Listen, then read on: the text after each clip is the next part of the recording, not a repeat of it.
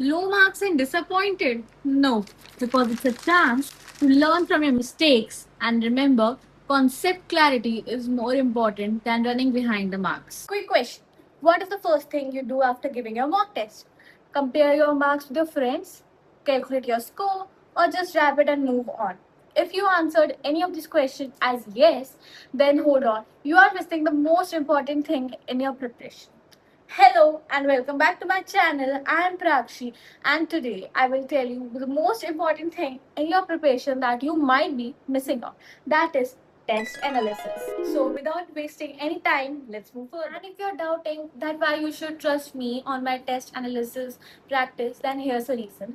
I have actually given more than 70 mock tests within a time period of 1st of April to 18th of June. And I have given almost daily, not almost, but actually daily, and even twice in a day. So you can trust me on that part. I would misguide you for sure. सबसे पहला question, test खत्म होते ही तुम सबसे पहले क्या करते हो? स्कोर कैलकुलेट करना, फ्रेंड्स के साथ कंपेरिजन करना, या उसको एक फोल्डर में रख देना कि हाँ हमने इतने टेस्ट दिए. पहले मैं भी ये करती थी, ट्रस्ट मी. पूरा 11 मैंने टेस्ट एनालिसिस नहीं करा and this is the only thing I regret the most in my preparation. Test score सिर्फ एक फीडबैक है. असली इम्प्रूवमेंट तो टेस्ट एनालिसिस से ही होता है. तुम्हारे एक टेस्ट में 550 मार्क्स, नेक्स्ट में 600, वाओ, और थर्ड टेस्ट में ड्रॉप टू 520 भी हो सकता है and that's actually very normal. तुम्हारा जो मेन फोकस होना चाहिए वो होना चाहिए तुम्हारे कॉन्सेप्ट बेटर हो रहे हैं. अगर तुम्हारे हर टेस्ट के साथ कॉन्सेप्ट इंप्रूव हो रहे हैं तो इवेंचुअली तुम्हारा फाइनल नीट में तुम्हारे स्कोर में वो रिजल्ट दिखेगा. अब टेस्ट एनालिसिस से पहले मैं टेस्ट में टाइम मैनेजमेंट के बारे में बात करना चाहती हूँ. फर्स्ट ऑफ ऑल, तुम कोई भी क्वेश्चन से प्यार मत कर लेना या ईगो पे मत ले लेना. भाई ये क्वेश्चन हो कैसे नहीं रहा मेरे से, मैं तो करके दिखाऊंगा या मैं तो करके दिखाऊँ. ये तुम्हारा ईगो बूस्टर गेम नहीं है. तुम्हें हर क्वेश्चन को एक अपना फिक्स टाइम देना है. ये नहीं कि तुम उस क्वेश्चन पे अटक गए, तुम्हें आते आते क्वेश्चन तुम नहीं कर पाओगे and then what comes, regret. तो जो हमें बिल्कुल नहीं करना. तो हम ऐसा सेक्शन वाइज टाइम डिवाइड कर सकते हैं. फॉर एग्जाम्पल बायोलॉजी के लिए 50 मिनट्स आर इनफ. अगर 50 मिनट से ज़्यादा लग रहे हैं तुम उस क्वेश्चन, तुम वहाँ 50 मिनट जहाँ तक हो रहे हैं उतना करो, उसको छोड़ो, नेक्स्ट सेक्शन पे जाओ. केमिस्ट्री या फिजिक्स जो भी तुम चाहो. जैसे मैं फिजिक्स करती थी, bio physics and then chemistry, तो फिजिक्स को तुम 1 आवर दे दो या 1 आवर 5 मिनट्स ऐसा करके, एंड देन केमिस्ट्री भी 50 मिनट्स. अगर फिजिक्स 1 आवर से ज़्यादा ले रही है, 5 मिनट भी मत दो. 1 आवर से ज़्यादा ले रही है then you shift to chemistry, और केमिस्ट्री कंप्लीट करके देन तुम फिजिक्स पे आ सकते हो, देन तुम बायो पे आ सकते हो अगर जो तुम्हारा बच रहा हो पॉइंट. बट एक अगर तुम बायो पे ही 1 आवर 20 मिनट्स, 1 आवर 15 मिनट्स लगा दोगे, तुम्हारे पास फिजिक्स केमिस्ट्री के लिए इतना टाइम बचेगा नहीं. फिर तुम अगर बायो करके केमिस्ट्री पे आए या फिजिक्स पे आए, वहाँ पे भी तुमने 1 आवर 30 मिनट्स लगा दिए, भाई तुम्हारे 2 सेक्शन में ही पूरा टाइम खत्म हो गया. तो तुम्हें अपना टाइम अपने अकॉर्डिंगली डिवाइड करना है. और ऐसा मत कर लेना कि तुम्हारा एक फिजिक्स का क्वेश्चन तुम्हारे 5 to 6 बायो के क्वेश्चन ले जाए, क्योंकि हर क्वेश्चन के वेटेज तो सेम ही है ना. चाहे तुम एक क्वेश्चन को 10 मिनट दो और एक क्वेश्चन को 30 सेकेंड्स में कर लो. अब आता है हमारा golden point which is test analysis. Test analysis में हमें सबसे पहले ये चीज़ ध्यान रखनी है कि अगर हम 3 आवर पेपर को दे रहे हैं तो उससे ज़्यादा टाइम भी हमें टेस्ट एनालिसिस में लग सकते हैं. इसमें कोई बात नहीं है. अगर आप 3 घंटे का पेपर को 1 घंटे में टेस्ट एनालिसिस कर रहे हो अभी तक, तो आप कुछ तो चीज़ रॉन्ग कर रहे हो, क्योंकि इतनी जल्दी आपका टेस्ट एनालिसिस हो ही नहीं सकता अगर आप उसको राइट वे कर रहे हो.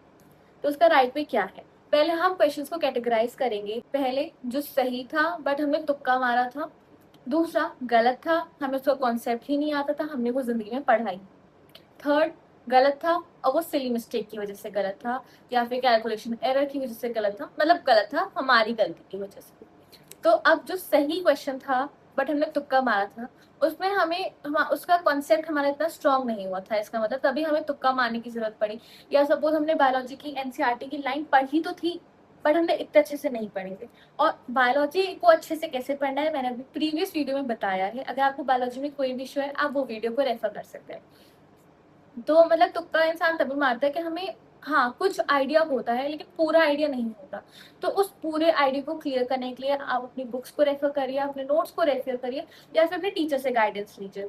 तो उसको आपको कॉन्सेप्ट क्लैरिटी के अंदर रखना है, उसका आपको कॉन्सेप्ट क्लियर करना है. सेम विथ गलत था और हमें आता ही नहीं था, तो उसका कॉन्सेप्ट तो हमने पढ़ा ही नहीं. तुक्का वाला तो हम थोड़ा बहुत पढ़ते हैं, बट हमें उसको और स्ट्रॉन्ग करने की जरूरत होती है। हमें जिसका कुछ आइडिया ही नहीं है उसे तो हमें प्रॉपर लेक्चर वीडियोस उसको प्रॉपरली पढ़ना है। उसको हम ऊपर ऊपर नहीं देख सकते, उसको हम बुक पढ़ के भी नहीं होगा, हमें पहले लेक्चर देखने होंगे, फिर उसके क्वेश्चन प्रैक्टिस बुक्स ये सब करना होगा। उसके लिए पूरा जैसे हम कोई नई चीज पढ़ते हैं वैसे पूरा पढ़ना होगा। और थर्ड, कि हमें आता था बट सिली मिस्टेक हो गई। भाई सिली मिस्टेक इतनी कॉमन है ना, मैंने इतनी सिली मिस्टेक करी है, खासकर कैलकुलेशन में। उसके लिए मैंने बहुत अच्छी चीज निकाली है कि कैलकुलेशन मैंने 11th तक जब मैं प्रैक्टिस करती थी घर पे फिजिक्स केमिस्ट्री, तो मैं कैलकुलेटर का यूज करती थी और मेरे बहुत कैलकुलेशन मिस्टेक होती थी फिर जब मैं टेस्ट में करती थी। तो 12th ऑनवर्ड्स मैंने कैलकुलेटर को बिल्कुल भी यूज नहीं करा, ना मोबाइल कैलकुलेटर ना प्रॉपर कैलकुलेटर, मत यूज करिए कैलकुलेटर। जब आप पेन पेपर अपना दिमाग यूज करते हैं कैलकुलेशन में, आपको टाइम ज्यादा लग सकता है फर्स्ट टाइम में। आप फर्स्ट कुछ दिन आप करोगे आपको टाइम ज्यादा लगेगा, आपको बोरिंग लगेगा, आपको लगेगा यार पहले तो मैं 30 क्वेश्चन जो थे वो 1 घंटे में कर लेता था, अब मेरे को 1 hour 30 minutes या फिर 2 घंटे क्यों लग रहे हैं। तो इससे आपकी कैलकुलेशन तो 110% इम्प्रूव होगी, आपका माइंड भी और फास्ट चलेगा। तो आपको अपना कैलकुलेटर यूज नहीं करना है जब भी आप घर में भी प्रैक्टिस कर रहे हैं।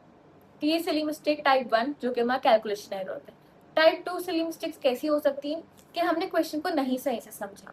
इसमें आपको जितना आप क्वेश्चन प्रैक्टिस करेंगे, जितने आप पेपर सॉल्व करेंगे, उतना ही आप अच्छे से उसको अंडरस्टैंडिंग कर सकते हैं। तो हमने टाइप्स ऑफ क्वेश्चंस डिस्कस कर लिया कि हमारे कितने टाइप्स ऑफ क्वेश्चंस होते हैं जो गलत होते हैं, जिनके लिए हमें पढ़ना होता है।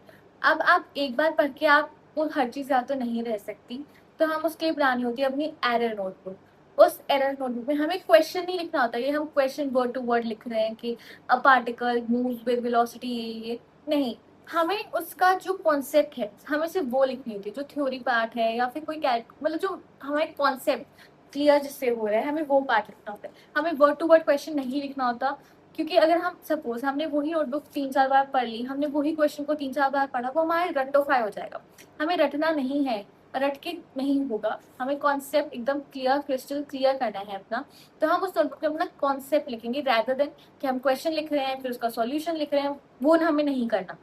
पेपर में सेम क्वेश्चन तो उठ के नहीं आएगा, बट सेम कॉन्सेप्ट से क्वेश्चन उठ के आ सकते हैं। तो आपको होगा कि हाँ हमने उस नोटबुक में वो कॉन्सेप्ट लिखा था, हमने उसे पढ़ा था, तो वो एकदम क्लिक करता है कि हाँ हमें आता है।